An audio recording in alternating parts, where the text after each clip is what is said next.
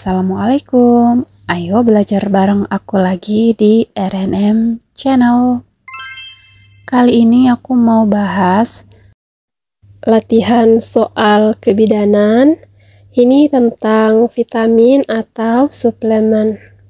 Nah, sebelum kita ke soal, ada baiknya yang belum subscribe, ayo di subscribe dulu agar kalian tidak ketinggalan dengan video-video terbaru aku mengenai latihan soal maupun materi yang berkaitan dengan SKB, P3K maupun UKOM. Dan itu artinya kalian udah ngedukung channel aku untuk semakin berkembang.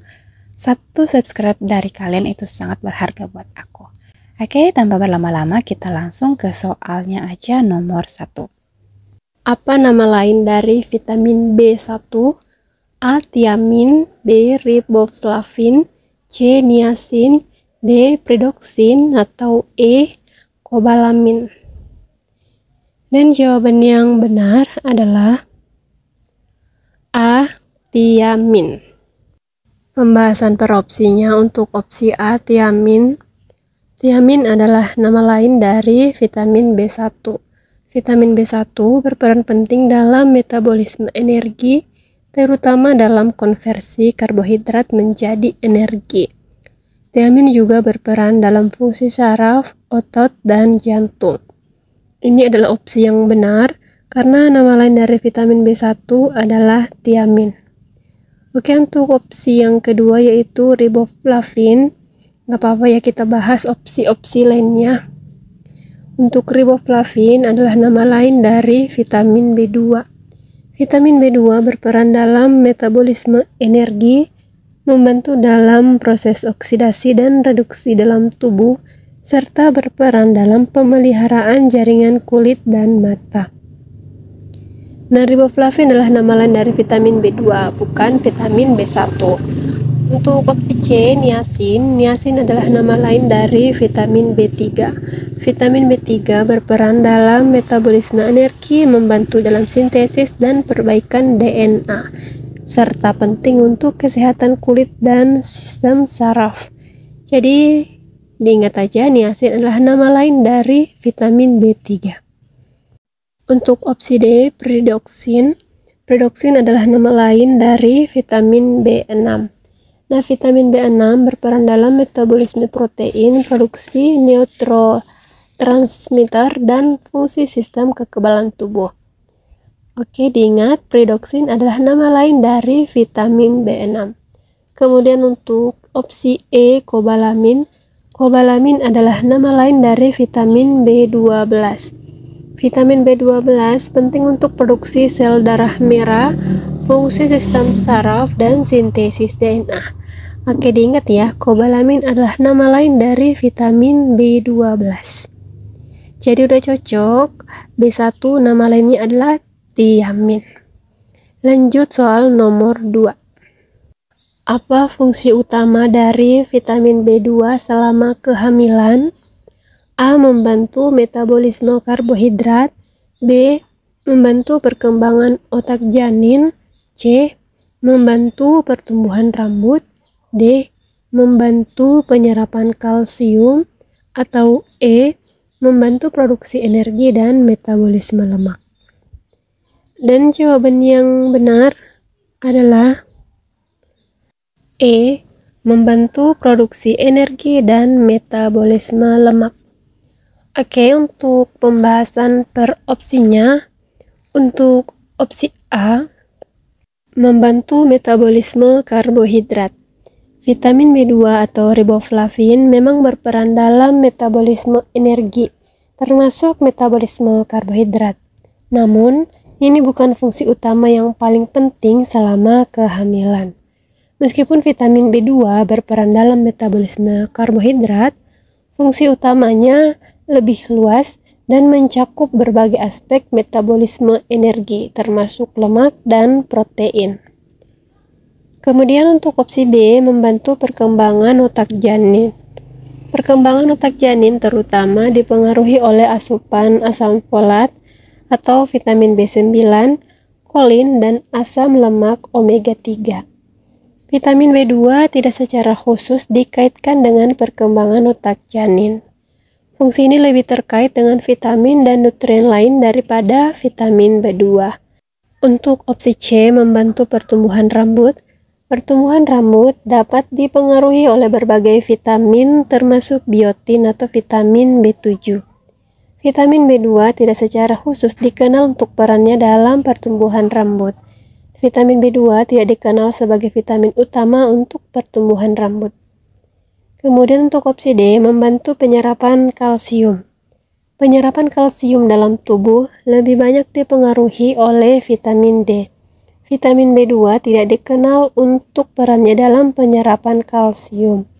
Fungsi ini lebih terkait dengan vitamin D daripada vitamin B2. Kemudian untuk opsi E, membantu produksi energi dan metabolisme lemak. Fungsi utama vitamin B2 atau riboflavin adalah sebagai koenzim dalam berbagai reaksi biokimia yang terlibat dalam produksi energi.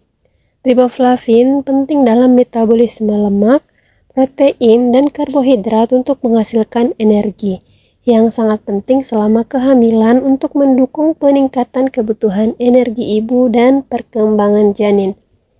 Nah, ini adalah opsi yang benar ya. Fungsi utama vitamin B2 selama kehamilan adalah membantu produksi energi dan metabolisme lemak yang penting untuk mendukung kebutuhan energi ibu dan perkembangan janin.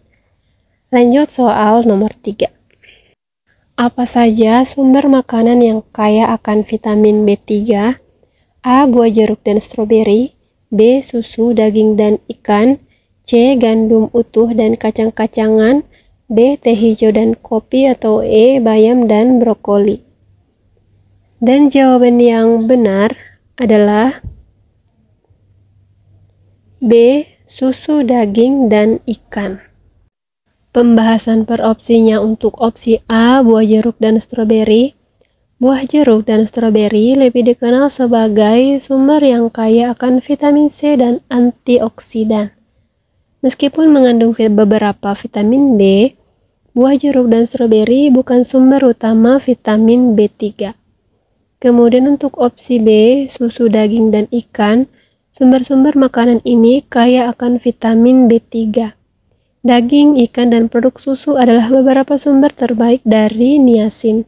Vitamin B3 ditemukan dalam jumlah yang signifikan dalam daging unggas, daging sapi, ikan seperti tuna, dan produksi susu. Kemudian untuk opsi C, gandum utuh dan kacang-kacangan. Gandum utuh dan kacang-kacangan juga merupakan sumber vitamin B3. Meskipun dalam jumlah yang lebih rendah dibandingkan daging dan ikan. Gandum utuh dan kacang-kacangan lebih dikenal sebagai sumber serat, protein, dan berbagai vitamin B lainnya. Ini cukup tepat, tapi bukan yang utama. Kemudian untuk opsi D, teh hijau dan kopi. Teh hijau dan kopi tidak dianggap sebagai sumber utama vitamin B3. Meskipun teh hijau dan kopi memiliki manfaat kesehatan lainnya, seperti kandungan antioksidan, teh hijau dan kopi bukan sumber signifikan dari niacin. Kemudian untuk opsi E, bayam dan brokoli. Bayam dan brokoli adalah sayuran yang sangat bergizi dan mengandung berbagai vitamin dan mineral, termasuk beberapa vitamin B. Namun, bayam dan brokoli bukan sumber utama vitamin B3.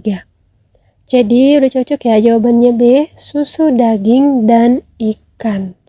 Untuk sumber vitamin B3, sumber utama vitamin B3. Lanjut soal nomor 4. Apa manfaat utama dari vitamin B5 untuk ibu hamil? A. Mengurangi risiko anemia.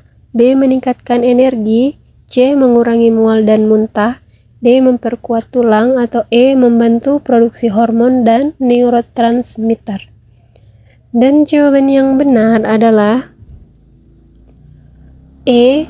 Membantu produksi hormon dan neurotransmitter.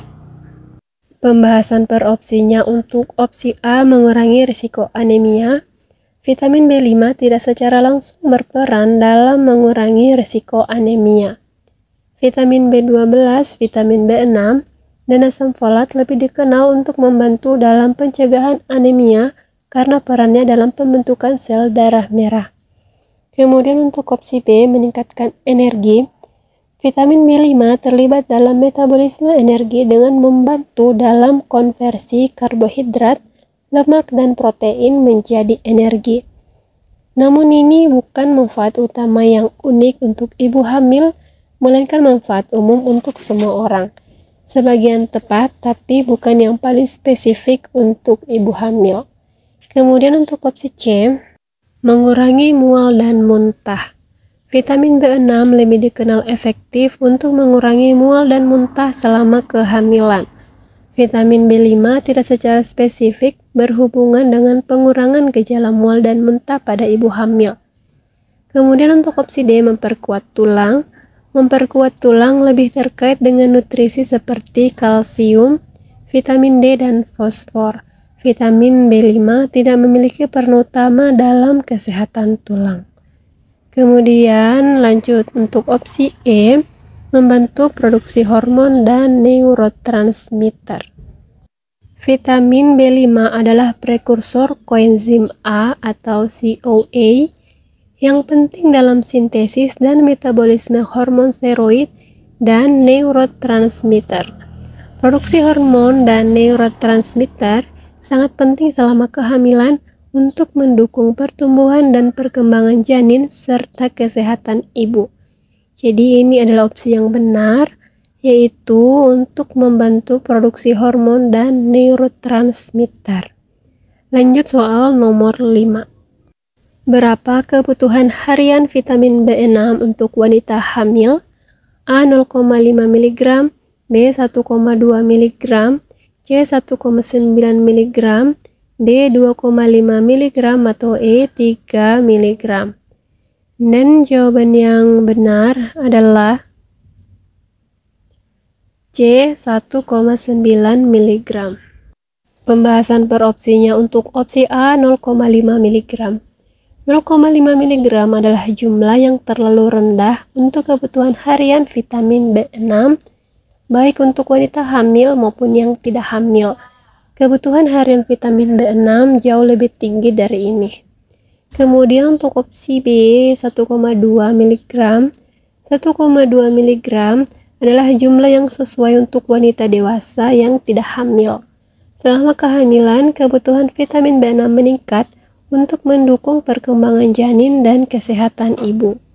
Kemudian opsi C 1,9 mg berdasarkan rekomendasi dari berbagai organisasi kesehatan seperti Institute of Medicine atau IOM, kebutuhan harian vitamin B6 untuk wanita hamil adalah sekitar 1,9 mg.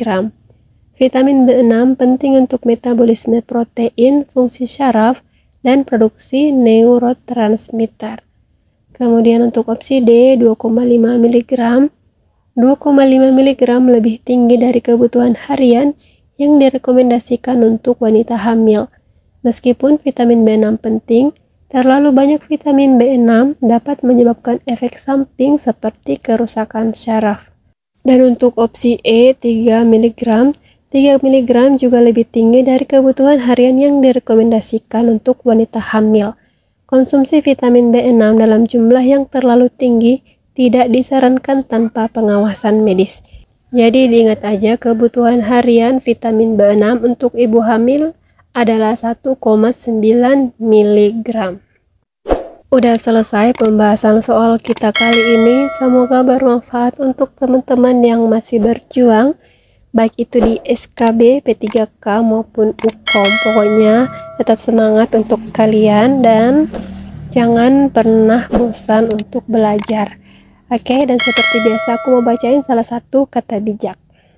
Sedikit kemajuan setiap hari di dalam dirimu menambah sesuatu hingga hasil yang besar. Oke, tetap semangat.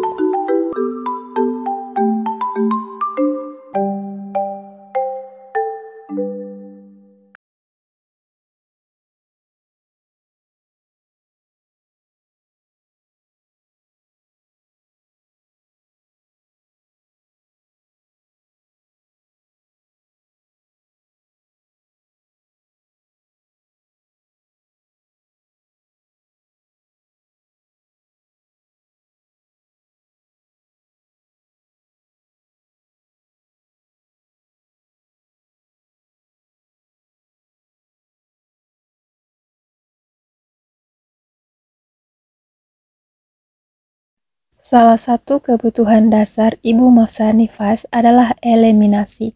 Manakah pertanyaan berikut ini yang tepat? A.